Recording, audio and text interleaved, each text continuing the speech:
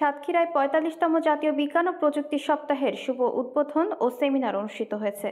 জেলা প্রশাসনের আয়োজনে সোমবার সকালে সাতক্ষীরা সরকারি উচ্চ বিদ্যালয়ের মাঠে বিজ্ঞান মেলার উদ্বোধন করেন সাতক্ষীরা জেলা প্রশাসক মোহাম্মদ হুমায়ুন কবির। অতিরিক্ত জেলা প্রশাসক শেখ মইনুল ইসলাম মইনের সভাপতিত্বে এ সময় উপস্থিত ছিলেন সাতক্ষীরা সরকারি কলেজের অধ্যক্ষ প্রফেসর আমানুল্লাহ আল হাদি, সাতক্ষীরা সরকারি মহিলা কলেজের অধ্যক্ষ প্রফেসর বাসুদেব বসু, সদর উপজেলা নির্বাহী অফিসার শোয়েব আহমেদ, সাতক্ষীরা সরকারি উচ্চ বিদ্যালয়ের প্রধান শিক্ষক আমিনুল ইসলাম টুকু সহ আর অনেকে। ৪৫তম জাতীয় বিজ্ঞান ও প্রযুক্তি সপ্তাহে বিভিন্ন শিক্ষা প্রতিষ্ঠান থেকে ৩০টি স্টল পরিদর্শন করা হয়।